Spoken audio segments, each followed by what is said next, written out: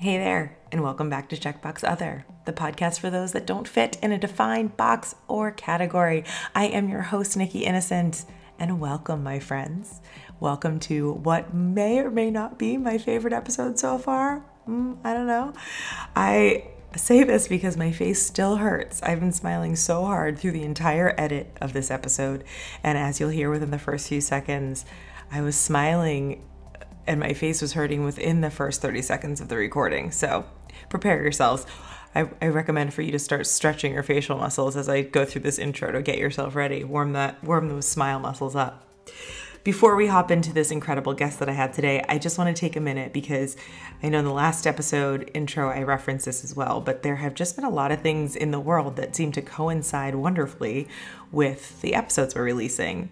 I guess a hat tip to the universe, but also hopefully gives the acknowledgement that a lot of the topics that we're touching on are really relevant in a larger scale. So today we are speaking with an incredibly powerful 17-year-old changemaker who literally is going to be a name that you will hear in so many aspects of life moving forward, I'm sure. But what I want to mention ahead of time is that there were a couple things, and I just want to say thank you for the support and to the new followers and the new listeners that I've met and interacted with in the last couple weeks. And one of those interactions was through a keynote that I did for a group of 17 and 18-year-old women, seniors in high school, that came to a women's leadership summit where I was the opening keynote, and I did my new keynote called Lead Like You. It's all about embracing your strengths, embracing your uniqueness to be the leader that you and only you are meant to be, rather than trying to twist to fit the mold of what a traditional leader, I'm using air quotes, you can't see me, has been in the past. So I always think of like the Don Draper vibe, or you could look at the wonderful list from Forbes of the top 100 innovative people that of all 100 of those, they got to number 75 and finally included one woman. And then after that, there were no more women included. That particular keynote was this incredible room of the future leaders of our country and this world, and I had such a wonderful time being in their presence, and hopefully some of my story was helpful and some of my guidance and the things that I've learned to help me embrace my leadership abilities and my leadership qualities were imparted on them, and it made some difference. I think it did. I've heard from a bunch of the women in the room that day, and I will tell you that interaction and that engagement and hearing back from them how helpful that day was. It just hits me right in the soul. So it gives me chills. That was my Lead Like You keynote. It was incredible. And if any of the women that were in that room are listening, hey girls, hey ladies, hey strong, powerful, incredible woman, I'm so excited that you're part of my wonderful community of women now. I also want to take a minute. If you follow me on social media, you probably saw me post something about the Alt Summit, which is also called the Altitude Summit. And it is an incredible summit for creatives in California that happens in March. And I have two pitches out there. One is for me to do a version of the Rewriting the Rules workshop that I did for millennial leaders earlier this year. And I'm really hopeful that that'll get selected. But I will say that the thing I'm the most excited about is the panel that I was able to pull together with some powerhouse human beings, all of which have been or will be guests on this podcast. One is Jennifer Brown, who you've heard from, and Elizabeth D'Alto, who you've also heard from. And the next incredible human is Kiana, Miss Harlem Lovebirds. I am so excited. She is a future guest that will be coming up in the coming months. So if you haven't checked out the information about that panel, I think there might be a way for you to still find it on my stuff. If not, you can go to Altitude Summit and hopefully you'll see us up there. We're making a selection this month, so fingers, toes, eyes crossed, send all the good vibes out there to the selection committee to choose our incredible panel. We're going to be talking about leading your way. I mean, how consistent can I be in this messaging here, huh? The marketer in me is like, yes, good work, stick to your core, got it. And then finally, I just want to reference one or two things that have just been so wonderful and helpful and give me the warm and fuzzies as I'm cranking out this stuff. I've gotten some really great reviews through iTunes and some outreach from people through the website about their experience and appreciation for this podcast. And so if you haven't had an opportunity to do that or to share your thoughts, you might not love all that I'm doing. You might have some suggestions. That's okay too. I like to have a two-way conversation. So if you have any kind of thoughts or you have some feedback or you really just are enjoying what we're putting out in the world, please do feel free to head over to iTunes if that's where you listen and drop in a rating, a review in there. If you don't listen on iTunes or you don't want to do it through there, you can head on over to nickyinnocent.com/podcast. And there's a link if you go a little further down called Join the Conversation. You click on that. There's a little form you can fill out to give us our feedback. For those of you that do go to the nickyinnocent.com/podcast page, you will see that I have now embedded a player on there from my wonderful woman-owned and operated host for this podcast, Messy. And you can go on there and listen to these episodes moving forward directly through there if you'd like to. Or if you want to share it with some people that don't have a smartphone or don't use a smartphone, it's a wonderful way to do that. So again, nickyinnocent.com/podcast. And finally, the other amazing thing that you'll see there is you will see the face of our incredible next guest, Lillian Ellmore. When you see her face on there, you can click through and that'll be the show notes for this wonderful episode. There are so many incredible references that we include within the episode. And so I've tried to capture all those and put them in there. So without further ado, quick intro to Lillian. Lillian is I already referenced this, an incredible 17-year-old powerhouse woman. My goodness. Lillian came into my TEDx BU talk and just shifted the mood, shifted the light in the room, shifted the energy and the positivity in the room to just make it a magical, magical evening. Lillian will be giving you so much information about all the incredible things she's up to. And I'm not going to lie, her ability to distill the most complex thoughts and concepts down into like the most wonderful sentence with a nice little bow at the end of it is just like mind-blowing.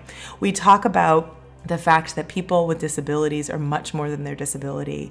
And we also talk about the fact that not only is it important as we're thinking about inclusion to be creating physical spaces that are more accessible and inclusive for people who have physical muscular disabilities, but also the importance of the behavioral shift, this behavioral and mentality shift that we need in our culture and our society around just difference in general, that when things aren't quote unquote normal, it doesn't mean that we need to shy away or clam up or act out in any kind of way. We can be curious, we can ask questions, we can try to really wrap our heads around and understand things we don't understand. And it doesn't need to necessarily be a combative atmosphere or an atmosphere of shame. It can be a space where we just come to the table and share our humanity and share the fact that we really are here to learn more about one another. I mean, it's just the light stuff, right? So I'm going to just leave it there because I feel like I could tap into so many other things. I am so excited for you to hear from my wonderful friend, Lillian Ellmore. And let's get this thing started. Hi, Lillian. Hi, Nikki. Welcome to Checkbox Other. I am beyond excited for you to be here. I am just as equally excited. My face is already hurting. 2 minutes into talking before we started recording, my face is hurting from smiling so hard. So I know that this is going to be a good time. The way I like to start these conversations off is to give you the floor for you to talk a little bit about your journey, what has gotten you to where you are today, what you're excited about, and then we will have all these amazing questions that come from there. Okay, wow. So there's a lot. So I'll just do a choppy version. Hi, everybody. My name is Lillian Ellmore. I'm 17 years old, and I'm a motivational speaker, artist, and newly crowned beauty queen. I also have a muscular disability that causes quadriplegia and along with some other issues, and we'll get into that later. But I'm super excited to be here and super excited to share my message of that disabled people can do just about anything that able-bodied people can do. Heck yes. Yeah. Oh, you're amazing. So thank you. First, my favorite question and why I started the podcast is a little bit from you about a time that you felt other and what that was all about, how you navigated it, and anything you have to share around that. Oh gosh. Well, there's never, this is going to sound weird, but there's not like one particular time that I vividly remember, because like having a minority that is so visible, there's kind of subtle ways that people make you feel other, unfortunately. But I'm trying to think of like a solid time that I remember, but being other makes you cool and special and different. So I don't know why it's a problem for some people, but I guess it is. Well, I guess there was this one time, and I was getting off the plane, and to get off the plane, when you're disabled, you have to use this teeny chair called an aisle chair. And I'm very upfront about my needs in like situations like that. So when I'm always like, please avoid like dropping me down too hard, because if they drop me down too hard, I go into these things called muscle spasms, which I'll get into later, and they can be pretty painful. But they didn't listen to me, and so I ended up getting some really bad spasms, and I just felt like, oh, why didn't they listen to me? I was nice. Like, it's not like I was saying like you need to do this. It just felt like, oh, so you're not going to take my opinion into account at all? Right. Yeah, you're not listening to my voice that's the most educated in what I need. Listen to me. Exactly. Yeah. Well, for those of us who aren't familiar with muscular disability, I'm going to make sure I say this right, spastic quadriplegia and cerebral palsy. Yes, you got it right. Woo-hoo! Can you share a bit about the experience of living with a muscular disability and how there are kind of those nuanced moments of other that happen too? Oh gosh. Well, I'm gonna get all sciencey for a sec, so I'm very sorry. So spastic quadriplegia is basically a more specified term for the umbrella of cerebral palsy. And what cerebral palsy is when your brain doesn't get enough oxygen either before, during, or shortly after the birth, and so your muscles don't learn how to send the right signals. And so for me, the spastic quadriplegia means that those wrong signals make my muscles really tight, and it affects all four limbs of my body. As far as day-to-day stuff goes, I'm generally a pretty independent person. I do have caregivers. I do use a chair, and they do help me with some stuff. But I like to be an independent-minded person, because even though I need help physically, independence is a multifaceted thing. So even though I'm not physically independent as much as I'd like to be, I'm very like emotionally independent, and I have my own opinions, and that's what's important. Yes. I love women that have opinions and that are willing to share them and are embracing that. Like, I think it is so important, one, to express, and then also, you mentioned before in that story on the airplane, of being heard once you do express those opinions. It is so very important. Well, thank you for the science class. I appreciated it. Of course. I wasn't going to get into like motor neurons and stuff like that, because that just makes it confusing. But I always like to give a basic science background so that people know what I'm talking about. Yeah, I think that's amazing. And one aspect of this that is really important is what you acknowledged as your own self-sufficiency, but also the experience of having support and welcoming that support. So I'd love to hear a bit about how that plays out in your life, of that independent, self-sufficient aspect of how you're living your life and how we all are living our lives. And then the part of really being welcoming and bringing the support where it's needed and asking for help when you need it. I think what's important is that you need to know yourself and know when you need support and when you don't. So like for me, like I can't get my coat on, and I could probably get my coat on, but it would like take me 6 hours. So knowing like realistically independence, being like, would I rather get my coat on myself and feel really accomplished, or would I rather get my coat on quickly and then go do what I need to do throughout the day? And sometimes I'm like, I don't know, I want to do this. I don't care how long it takes, but my life isn't always like gives me like 6 hour blocks of time for me to try to do things myself. So sometimes it's a lot easier just to have somebody do it for you. Yeah.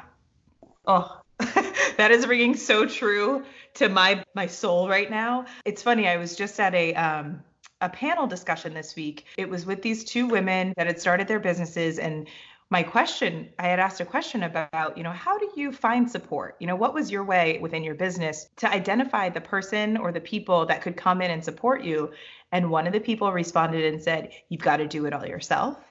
I tried to bring in people to help and it was harder, so I did it all myself. And then the other person said, you've got to trust that you know when you can and can't do things, and that the people that are meant to come into your life and support you will.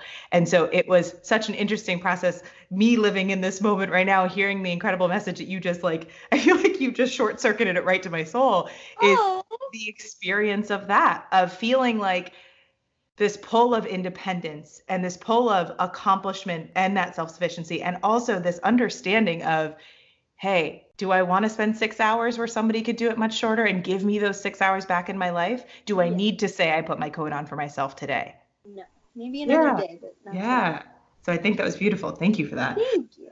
One of the things that that I always like to ask, especially in demystifying conversations, I feel like a lot of on Checkbox out there specifically, I've been bringing in people to talk about things that are unspoken. And so I feel as though the mentality in a societal level around disability is to not talk too much about it. And I personally grew up, my father worked in group homes in Connecticut with adults that had muscular disabilities. And so for me, that was my normal from a very, very young age, that people come in all different shapes, sizes, abilities, and that wasn't an odd experience. So what I'd like to hear from you is a little bit of like what you have experienced in even just breaking that silence. Oh gosh, there is so much that I could give you a separate podcast episode just on this. There is so much to talk about. For me, it's mostly like I don't mind going up and asking questions. And like people asking me questions, I don't mind explaining. Like, my brain doesn't work like yours, but that doesn't mean that like I can still do things. And like most of my disabled friends don't mind it either. But there's that odd person who's like, don't talk to me about it, don't ask me about it. Like I'm still bitter and angry about it. And what I've realized is that most able-bodied people, they run into those types of people.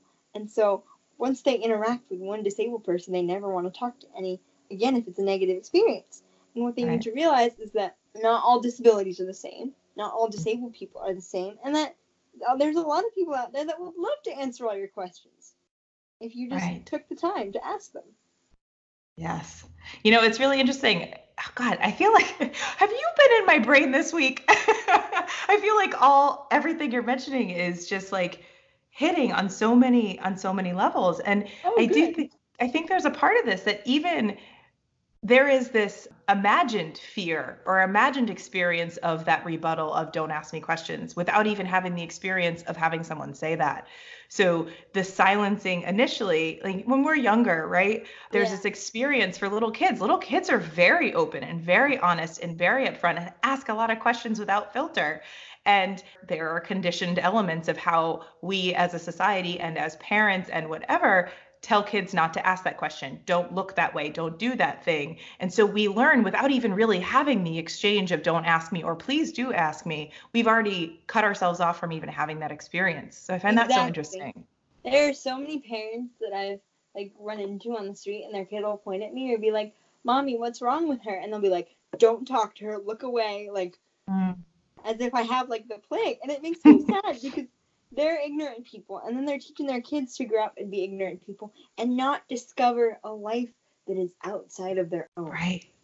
Yeah. Yeah. And, I read an article that you have where you were having a conversation about those experiences of people really reacting in a way that you're like, hey, but you're not even getting a chance to know me. You're making so many assumptions. You're making so many decisions without even getting in proximity to who I am. And the fact that I would love to get to know you and your kid. I'd love to answer your questions. And I have questions for you about your life. I thought that was so beautifully said. And if you have anything else to kind of share around encouraging people to really just connect with each other more. Oh God. Disabled people have lives. Disabled people can relate to you. We talk about like once you're done with the disability, don't just walk away. Like ask us. Like I love it when people like ask me like, okay, like what grade are you in? Like what do you want to study for school? And like things like that. We're not kids that sit around like in our chairs, like wimping out on our disability all day. Right. So here I'm going to ask you those questions. What are you interested in?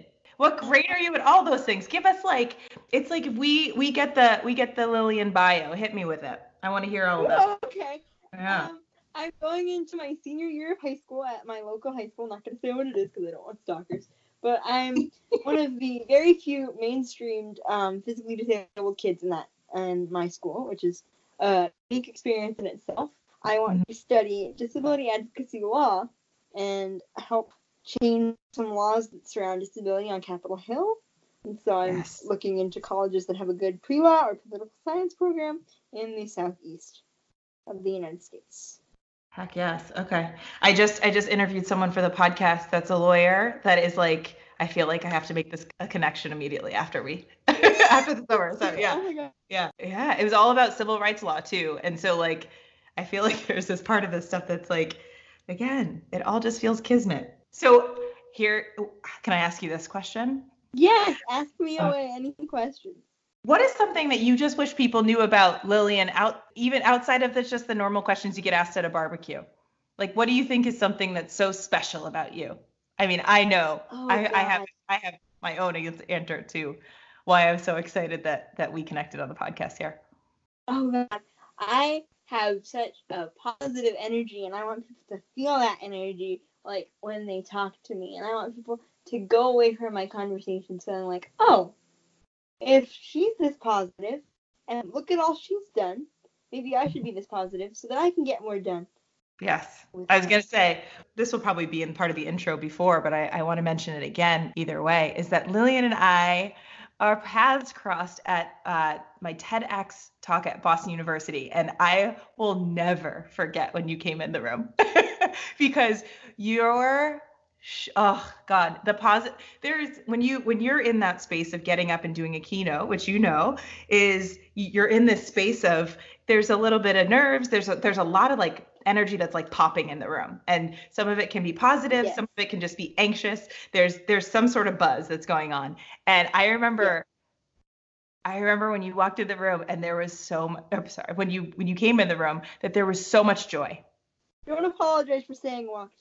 That's the one thing. When people say like walk into the room, I'm not gonna get all grumpy and angry because you said, oh, I walked. Like, I get it. It's a normal thing. I say it all the time. I have friends who are like blind, and I'm like, did you see that? Yeah. It's like a normal part of life. I'm not gonna get like angry or ticked off when you say it. So don't correct yourself. It's fine. Thank you. Thank you for that. And I think this is even a bigger conversation of the fact that a lot of times the aspects of our society that are unspoken, we don't have language. We have language that we use as a quote unquote normal language, that when we start actually allowing ourselves to realize that the normal path hasn't really included most of us, that we're gonna stumble. We're going to make language mistakes. And it doesn't mean that you are a villain. It doesn't mean that you need to never speak again. It doesn't mean that you are unworthy. It means like, hey, that's a perfect spot for conversation, and a perfect spot for, I think one piece is accountability and seeing and understanding, but also of like conversation and collaboration for how to do it differently next time, or for really just to allow more freedom for people to stumble. It's always like, how do you feel about person first language? And I'm like, if you know what to say and it's person first, like say it. If you know like the rules, but if you're just like a random, Joe who like doesn't know much about disability and you call me a disabled person, I'm not gonna like blow up in your face because you don't know. Right. Okay. Can you talk a little bit about what person first language is? It's the first time I've heard that. Ooh, person first language. So person first language is when you mention the person first. So instead of me being like wheelchair girl, I'm a person in a wheelchair, or a disabled person, I'm a person with a disability. It's putting the person rather than what they are on their outside appearance first. So instead of saying an autistic, you would go a person who is autistic or a person with autism. Nice. Okay. Thank you for that. Thank you. See, I got my science. I got my language. Let's do this. I feel like I'm in school right now. Let's keep going. I'm so sorry. No. I love school. I was saying this the other day. I wish that there was more opportunities for education and more opportunities for asking questions and really learning and growing, because those first, 18 years, 20 years of life, that's not the only time when you have things to learn. But Amen to that. Right? Amen to that. Yes. Well, okay. So earlier this year, I was in conversations with the Rudderman Foundation that focuses on advocacy for people with disabilities. And one of the questions that they asked me in the fellowship process was, what is the most important topic in the field of disability inclusion, and where do you think that topic can go? What kind of questions? What do you see the future in that? So I'd love to hear a little bit from you. I know it's kind of a pretty large question. Broad question. I would say the most important, there's a few most important things. The first most important thing is that disability, like inclusion and like acceptance and making things accommodating for people with disabilities, it's not just making your restaurant ramped or getting a bigger stall. It's also a mindset. How you treat me is how I'm gonna like see your establishment. So if you just treat me like I'm a regular, ordinary person who can walk, like I'm gonna be like, oh, this person was great. Like, that's awesome, and I'm gonna want to come back. But if you like talk to my caregiver instead of me, head pat me, I've got a bunch of head pats. Or like if patrons in your restaurant like try to like give me money or like talk to me like I'm like below my intelligence level, then I'm gonna be like, oh, I don't really want to come back because what if that happens again? Yes. Oh, my brain is going all over the place with this. You have like this. I just need to reflect back to you. You have this ability to take such complex stuff across the board, inclusion in general. Like that is exactly. I mean, I don't think it's just about disability inclusion. I think that that's inclusion in general. It's not just the external expression of or the accommodation you made physically. It's a mentality. It's a behavior change. It's not just add one thing or add one person to this group because there hasn't been any. It's really understanding that, like, see, I'm using so many words to say the conciseness that you just said, that it really is something that you're changing about your behavior. And behavior change can be scary, but it is so much more impactful on a larger scale. Amen to that. Oh, yes. Love that. I feel like we need like little tweetables of the amazing things you're saying. I feel like that's what's going to happen here. So I'm going to talk a little bit about TEDx and TED Talks. Yes. I know one of the things that you mentioned was that, well, first of all, how about me ask this question? What magical aspects of the universe brought you into that wonderful TEDx room where I got the opportunity to meet you? Okay, so this is kind of a story. So in March, I competed in Miss Amazing Massachusetts, which we'll probably get into more later. But for the listeners to know right now, it's a pageant for girls with disabilities. And one of my male escorts that I was assigned to, because you're assigned 2 female volunteers and 1 or 2 male volunteers, I was assigned 2 male volunteers. And one of the escorts, his friend's mom was like in the room, and like we struck up a conversation.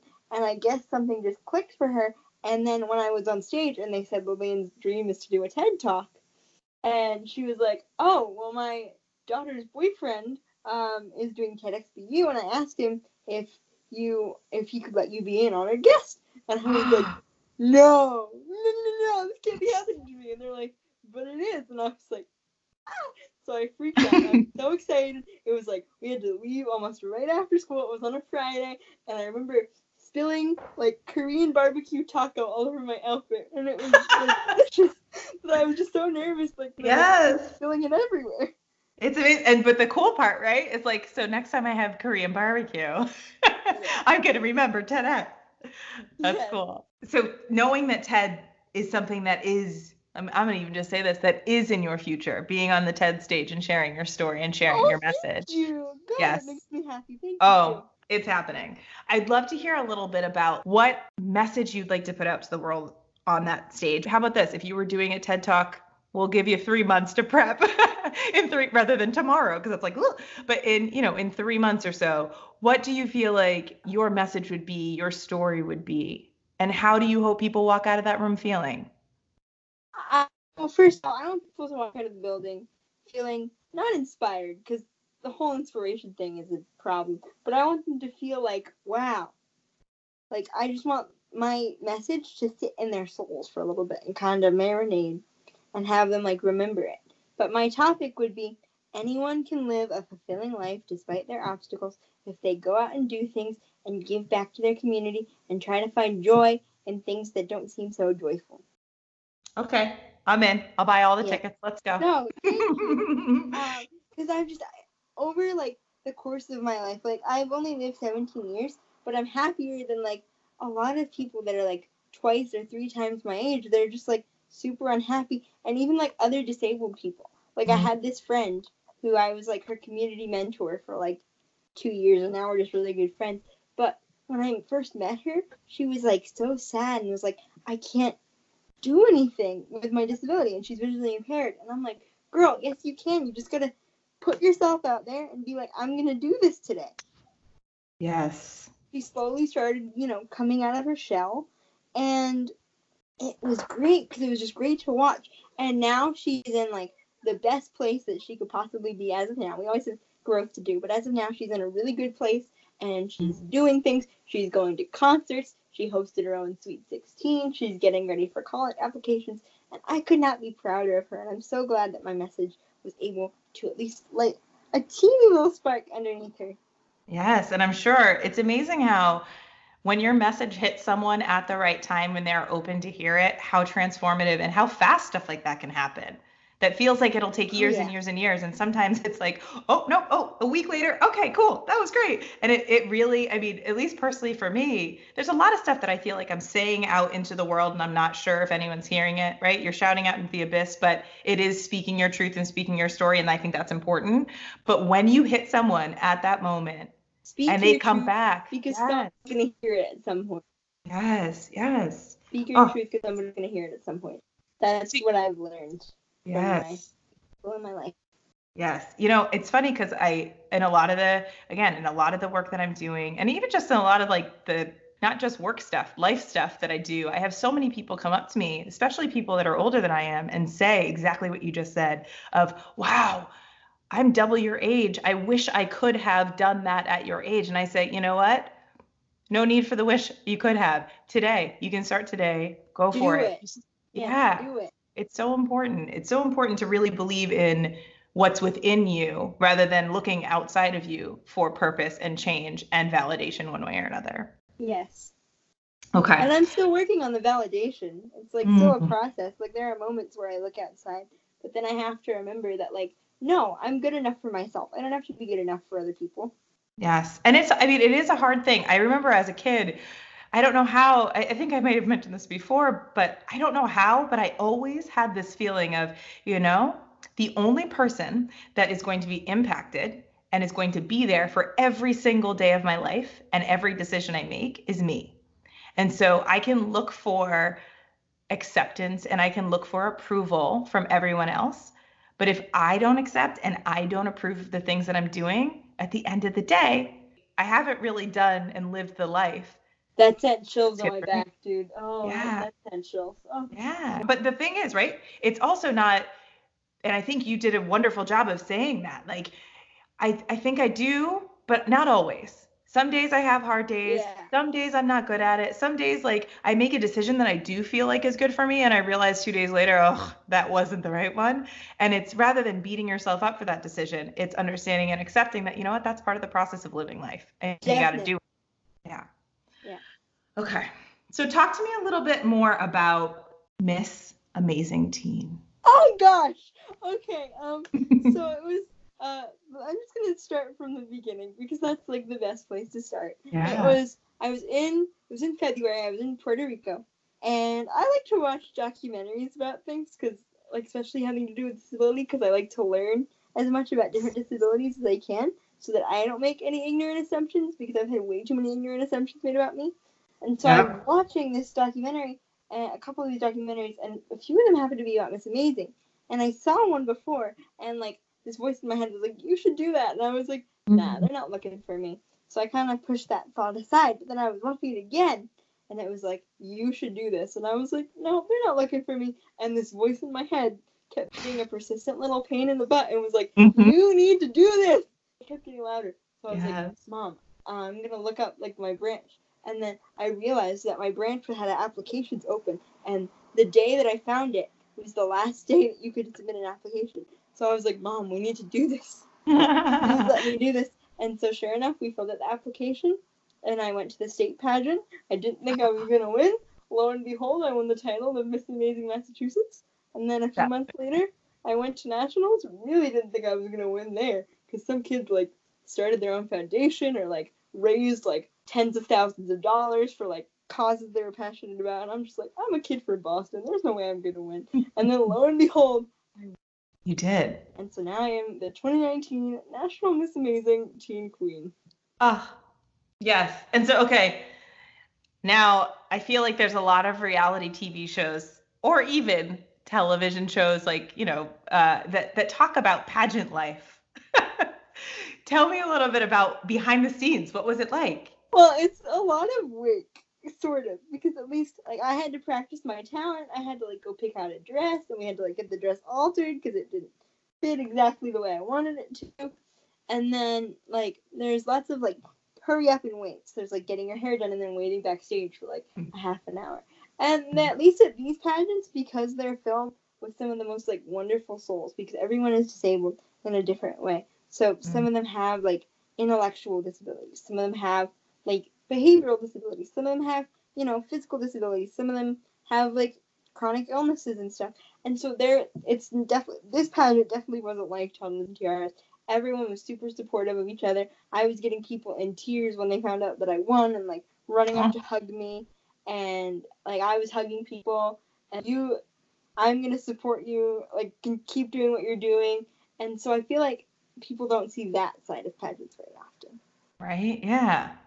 Oh, I feel like people don't see that side of life very often. Definitely not. Definitely not on TV shows. I don't know. Have you ever seen the show Jane the Virgin? No. Oh, it's so good. It's such a good show. And it is a show that I feel like is so important because it shows drama, right? It shows drama. Yeah. It's based on kind of taking the telenovela format and background into, I guess, mainstream American television. I'm going to put this on my to-watch list for Netflix. Yes, I was going to say, you have... I apologize if you fall in love with it like I did, because it will like take over your life for a while. There's 5 seasons, and each episode's like, they're the hour-long episodes. They are beautiful because you go through all this drama and the intrigue and the entertainment that you get on most other TV shows one way or another. Yeah. I think a lot of that drama and what I'll call quote unquote entertainment that we're conditioned to think is great is normally like hurting someone else or not being true or lying or deceiving, and like all this kind of the dark side of how you can handle the difficult things. Situation, right? Yeah. And this show, I finished watching the finale this week, and I was crying because I felt like they were part of my family, like watching them go through so many things and having people just be. And not everybody makes a good decision, right? And some people are a little bit more dark than others in their approach to life. But it really is shining a light on the humanity rather than shining a light on the backstabbing vibe that we tend to get a lot of. I feel like the world tries to put out this like, we're perfect persona all the time. But we need to remember that we are authentic humans that are all just trying to speak our truth, and that we're going to make mistakes, and that people aren't perfect. So we shouldn't expect everybody to be perfect 24/7. Yes. I feel like we need to repeat that louder for everyone. Louder and around. Everybody listen to that. If you need to rewind. You aren't perfect. Yes. Be all the sides of yourself. It's okay. Oh, okay. You mentioned documentaries. See, I just gave you something to add to your Netflix queue. I'd love to hear from you what your favorite documentaries are so I can add them to mine. The ones I don't really watch, or the ones that I watch aren't on Netflix, but they're on YouTube if you have YouTube. And they're called My Last Date. And it's a little morbid, but it's low-key one of the best decisions I've ever made. And it's directed by the guy who's, I think, one of the people in Jane the Virgin. I don't know. Yes. If you can see my face, I'm shocked. Yeah, it's his. I've heard about it. Justin Baldoni. 10 out of 10 recommend watching, because I feel like their philosophies align with mine. They're like, yes, we're dying. Yes, we're disabled. Yes, we have all these challenges, but we are living good and happy and fulfilling lives. People with challenges, like mine or like them, we can live happy lives too. Like everyone thinks of like all these people with all these different obstacles as objects to be pitied or children, and we're not. We can live happy and fulfilling lives, and you just need to see that we're people. And I mean, I'm speaking to an incredibly wise person, not just people like you. I don't even know. I feel like we've just gone through like a weekend workshop where you're changing my life on this conversation right now. Oh, wow. Yeah. Oh, thank you. I think it's important to not even just say we're people, but really, like you were saying, like I am so much more than just a person. I have so many adjectives that go around my name. I have so many aspects of who I am. I'm not one box. I'm not even 5 boxes. I'm infinite. I am limitless in so many ways. I can do all of these things and live this life. And I'm 17. Yes. Do this at any age, doing anything. That's exactly what it is. Well, I just am. I've like overcome a bit here. So, I know I cry when I talk about my mom, so that's why I just gave myself a minute. But I'd love to hear a little bit about I know I've seen some of your YouTube videos, which are delightful. And then I met your family. I met your mom.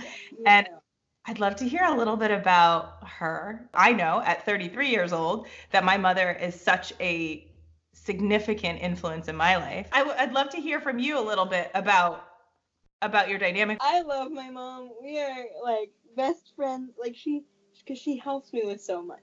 Like when the Okay. caregivers aren't around, she's the one that puts on my coat and my shoes and like gets breakfast ready. And a lot of teenage girls, they fight with their moms. Yeah. I think it's crazy because your mom is going to be that person that is going to stick by you. So why bother even fighting? They do things because they love you. Not to say that I don't fight with my mom. We bicker a lot too. We're just like any other mother and daughter relationship. I usually like apologize if when I see what I've done wrong, and I'm like, oh, I'm sorry that I did this, just so that we can be on the same page and have that smooth relationship, so that it makes the caregiving part of our dynamic really easy and smooth. That's great. You know, it's funny. I was reading, I think it was a Brene Brown, I can't remember what book it was, and she was talking about how there's a difference between when there's a conflict and there are two people with that conflict, that a lot of times when we're fighting, it's two people fighting each other rather than fighting the issue. And so this idea of, and I think it comes from social work, but the idea of, instead of when there's a conflict coming at each other, stopping for a minute, identifying what the problem is, and coming together as a team to That's tackle that exactly problem. what we do. That's Yeah. exactly what we do as a team. Like, she's my biggest advocate. And like when there are meetings in school and like they're not listening to me, I call on my mom, and does what I go call special needs tiger mom mode. It gets them to listen, and Nice. she does not stop until they realize that like this needs to happen. Yes, mom. Okay. So one of my favorite questions to ask people is, what gives you hope Oh in the god, world right now? especially the world being so conflicted. Mm-hmm. Knowing that there's good in the world and me being able to bring out the good in people and finding joy in small things. Like for example, when I go to a lot of therapies, and so there's one therapy that I go to, and it's right around the corner from my school. So I'll walk from my school to the therapy, and then my house is right around the corner from there, and so I'll walk home when I'm done with therapy. And so a lot of the times when it gets hard, I put on "It's a Great Day to Be Alive" by Travis Tritt and Mm-hmm. just sing it at the top of my lungs and scream it. And everyone's looking at me like I'm crazy, but I'm like, you know what? I don't care, because it makes me happy, because every day is truly a great day to be alive, because we're here, we're living, and we're able to make an impact in the world. Remember I said how my face was hurting 2 minutes in? I don't know how I'm going to make it through the rest of today. My face is like, I was smiling so hard at that. I feel like I need to leave after this and just go scream a song. Like, I Me love too. singing, right? Me And I too. feel It's like fun. we need the ability to express joy loudly, Yes. because I don't think we have that. We don't, well, I shouldn't say that. I don't think that it's represented on a large scale very often. It definitely should be. My Yeah. name is Yeah. Lillian Joy, and I try to live up to the so. Yes, you do. You do. And so, okay, how about this? In the next year or so, what are you looking forward to the most, like across the board in all aspects of life? Oh gosh. Well, being done with college apps is one good thing. I want to be done with those. I've like started my Common App. That's a bit of a pain, but it's Yes. what you got to do to get into college. So can't complain too much. But also developing my Miss Amazing platform, which I'm not exactly like firm on what it's gonna be yet. There's a lot of issues I want to cover, but developing that platform, seeing where it goes, where the journey takes me, seeing the people I meet, and the impact I'm gonna make. I really want to, leave something with people. Mm. And can you tell me a little bit more about like a couple of the things you're thinking about? There's so much. Travel is a huge one because I feel like a lot of disabled people want to travel and see the world just like everybody else, but airlines and things make it hard, just because of the way it's set up.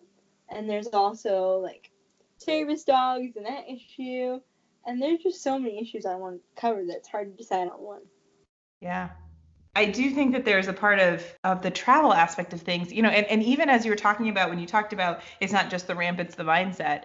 It's this idea of the experiences in life and how our structures have set them up so it's not accessible, whether it be physically accessible or just accessible in general, right? Even if you think about the experience of going to college and how many aspects of even getting to the point of college for people, no matter what they're overcoming in life one way or another, that it's a really difficult thing to get to. And so what we're having so much conversation of kind of post college and college debt, and so the assumption is made that they're getting there.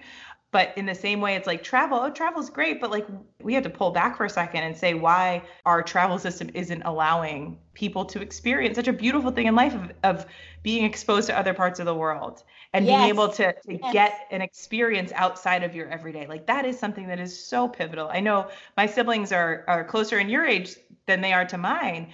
And one of the things I was always like driving home was how important getting to another country at some point, especially when you're in your teenage years and your early 20s, is because it gives you this idea that the world is a lot bigger than what you've experienced. I love traveling. I love visiting different places. Like even because I want to go to college in the Southeast, so like even visiting like the Southeast and seeing how different it is from in Boston, which like I've lived in Massachusetts my entire life, Mm. and like seeing how different it is and the attitudes, it's just like, wow, there's this whole other life that I haven't even stuck my toe in the water into. Right? Yeah. My question was going to be like, what is your favorite place that you have traveled? But I want to make sure that I add that sometimes it's not even just going once. It's the experience of understanding that you went one time, you got some experiences, and the second, even if you dip your toe once and you dip your toe further and you put your whole ankle in and you get that you learn new things at different times in your life and you're giving yourself the exposure to difference and Oh, to different behavior, different mentality, just even like I always talk about the difference between being up in the Northeast and the pace, right? There's a pace of yeah. breakneck speed a lot of times, like it's just too much. But we all glorify the hustle for some reason. And then you go to places where things are just a little bit more calm, right? And I even remember going to LA, and I'm not going to say that LA is a super calm place, but I just remember driving there and just being like, "Ah!" like, Oh yeah. Oh you yeah. know, and giving that experience of, Nikki, it doesn't always have to be 65 miles an hour on the road, right? At a minimum, you can slow down, you can experience, and when you do slow down, look at all the things that you're open to in life that you didn't even know were there before. Oh yeah. My favorite place that I've been to, besides Disney World, because Disney World is its own thing, is Puerto Rico. I love the cuisine. I love the people. I love like the beaches. It's just it's this like little pocket of paradise inside this like dark world that we live in, and it's really really nice. I was at this resort and we stayed there for a week last February, and I don't know how these people found out, but I made friends with a lot of the hotel employees. I'm Instagram buddies with one, love her, but this other employee helped me get into the pool on the first day. She was super sweet, and she on my last day she was like, "Can we borrow you for a few minutes?" And my mom was like, "Well, we really have to, shower and like get on the plane because we have to fly back before school starts." And they were like, "Oh, please, it's just for a few minutes. Like we won't keep you long." And so me and my mom were like, "Okay." And so what they ended up doing was they wheeled me down to the beach in my beach wheelchair, in like this beach wheelchair, Mm-hmm. and they ended up carrying me to the shore. And it choked me up to think about. I was able to stick my toes in the sand and into Mm. the for the first time in I don't know how long. And it just hit me that like I was able to make these connections with people so that these almost strangers felt kind enough and felt like I deserved it enough to be able to carry me down to the shore. If I could do that, then not to be like conceited or anything, but I must be a pretty special person. You are. Thank Yeah. you. And even more so, right? Like not only that happened in a week, you said that I mean, that's stuff that I'm trying to keep myself together, that like lifelong connections. Sometimes you can't get that level of thoughtfulness and depth and oh, just creating a really special moment for someone it's incredible for you to have been there for such a short period of time. And especially knowing that I'm sure these people meet all different people all the time, right? Oh, yes. That this was a very unique experience for them too. You gave them such a gift in being who you are. Well, thank you. But Oh, it was a great experience on both ends because I realized how much of an impact someone can make if they're fully authentically themselves. well, that's incredible. This was so great. I feel like we covered all the questions that I have, all the Yeah. thoughts I have. Is there anything else you want to share with the world or anything else you want to talk about? I am up for anything. There's like so much I want to talk about. I guess it's more just like people and like the box of like inspiration versus like to be pitied and like how those boxes like line up. Like for me, like I don't mind being called inspirational when it's after something I've done. So like after this conversation, sure, I'm okay with you calling me an inspiration because you've gotten to know me and you know my story and you know what I try to do. But I hate it when those random people will walk up to you and they'll go, "You're such an inspiration," or they'll they'll go up to my caregiver and go like, "It's so good to see that you're doing this," and they'll kind of like gesture over to me, and I'm like, "Hold up, hold up, you don't even know me. Why are you calling me an inspiration? For all I know, my life could be 20 times better than yours." Yes. Yeah. But it's stuff like that, and I'm sure, like, I don't know, because I know you're biracial, right? Yes, I am. Getting that wrong. Like, I know, like, you're biracial, so I know they probably put you in boxes that are similar to that. And you do it to yourself sometimes too. Oh, yeah, all the time. Yeah. All the time. Like, when I give up, I'm like, well, I'm disabled, so I'm allowed to give up. And then my brain is always like, no, you're not. Yeah. You know you're not. Yeah. But the thing is, right, you're also allowed to have a minute to say, this is hard, and I can acknowledge this is hard, and maybe I won't do this right now because this is hard and I don't have the energy for it. But it also, you're allowed to give yourself some leeway, right? Like, yes, you're allowed to do that. And that's not a weakness. That's part of being human. Yes. Couldn't have said it better myself. So I know I ask questions sometimes and I feel like, why do I sound like I'm so old when I ask this question? But can you tell me a little bit about how like social media has impacted like your life connections? Because I know personally I have made such significant, especially in the last few years, I have made some really significant connections with some incredible people through the ability to connect on social media. Because you're not necessarily going to cross people in the amazing way that we cross each other in real life. Can you talk a little bit about how those kind of connections have come into your life, how they've impacted your life? Oh God, I have so many like best friends that like I have this one friend we met at like a sleepaway camp a few years ago, and we like gave each other our numbers and we were like besties, and then we just continued to call each other, and now like 90% of the communication we do is over FaceTime, but it is a fulfilling and long-lasting friendship, and it's one of the deepest friendships I've ever had. And like even like I'll have people like stumble across my social media profile on Instagram and be like, wow, your story is amazing, like I want to keep talking to you. So I've made friends like those. I feel like social media, if you use it in the correct way, gives people another way to be authentically themselves, because they're hiding behind a screen, so they feel like you're not judging them physically, so that they can just be their authentic personality. I think there is a part of this too. I'm just going to add even another layer, that social media gives you the ability to not be authentic so easily, gives you the ability to literally filter and change the colors and add all these other aspects of what's going on, what you're showing to the world, or remove what's happened in a photo or a video to perfectly polish it for the world. And so those people that are able to, not saying don't use filters, but kind of a lot more metaphorically, that this idea of using social media to be real and using it as an amplification method rather than a validation method, right? Like it is a channel with which you can use to spread authenticity.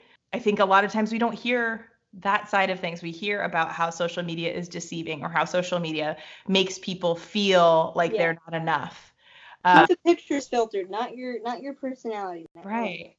Yes. Not your personality, not your life, not your friendship even, right? Like you're saying that, like I have conversations with people over Instagram that I've never met in real life. And I make a point to be as real. I talk to them there like I would talk to them in person because it is important. It's now become such, even FaceTime. I talk to my mother, my poor mother, on FaceTime every day. And it is a huge part of our relationship, just like you were talking about with your friend. If not for FaceTime, our friendship wouldn't, I mean, my relationship with my mother would not be as deep. Your friendship, you're saying, wouldn't be at the level it is right now if not for that. Definitely. I feel like people need to use social media as a way, like you said, as an amplification, not a way, like not like a perfect a way of, you know, perfecting their lives, but as a way to like show people that like this is me. Yes. Okay, last question. Yes. How can people get involved with the amazing stuff you're doing? Okay. Follow you, do any of that stuff? Just follow me on Instagram at yours.very.truly.lillian. And just message me if you want. Say hi, I'm a listener from Nikki's podcast, and we can start up a conversation as long as you're not a creepy person. So yeah, no creeps. Don't be a creep. No creep. Thank you so much. Oh my God, I am so grateful for you. I'm grateful. Let me say this. I'm so grateful for the universe for bringing us together. I feel like it was part of a much larger plan than, they say that you make plans and God laughs. Like, I feel like it was one of those. It was like, I try to make plans, but I'm so happy that someone else is making it. I was so nervous meeting you. You just gave off like this powerful woman energy, and I was like, she's more powerful than me.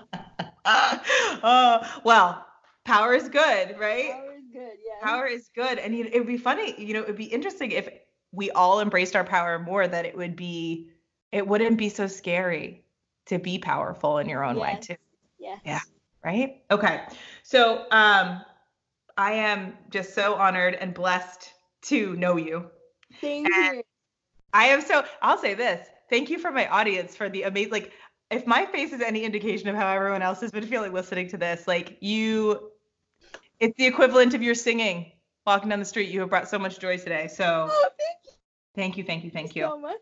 You've brought me so much joy today. Yeah. Okay, cool. Yeah. Lillian, thank you so much. Thank you so much. It's been great talking to you guys. And keep listening. Please support Nikki. I love her way too much. And just remember that you're happy and that you're loved. Smile today because someone loves you in the world. Didn't I tell you? She's incredible. Lillian's the best. Now, you can let your face rest, but please do, if you can, at some point today, sing at the top of your lungs. Today is a beautiful day. Take a little bit of a cue from Lillian and just own it. Own your song, own your voice. Even if you think you've got a terrible voice, who cares? It's not about that. It's about the joy of singing. My goodness, Lillian just brought so much joy to my day over and over and over again. Every time I'm hearing this, every time I'm listening to this, and I hope it's doing the same for you. She's truly an incredible, incredible soul. Again, if you haven't yet, please do rate and review this podcast or drop a wonderful note to us over on our Join the Conversation link on nikkyinnocent.com/podcast.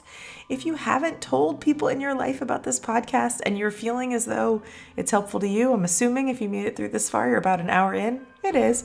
So please do feel free to shout it from the rooftops. Tell everyone you know about it. If you're in a conversation where you think something we've talked about would be useful, please do feel free to reference us. If you think that I might be helpful to come in and have a chat with you or your organization or anything like that, hit us up on our website as well, nikkyinnocent.com/speaking. There's a form on there that you can fill out if you're feeling like my coaching might be helpful for you. We've got a coaching page for that too. So I am just so excited that you spent your last hour with us, and thank you for your ears and your energy and your time and hopefully a few of your smiles. I'll catch you on the next episode. See you later.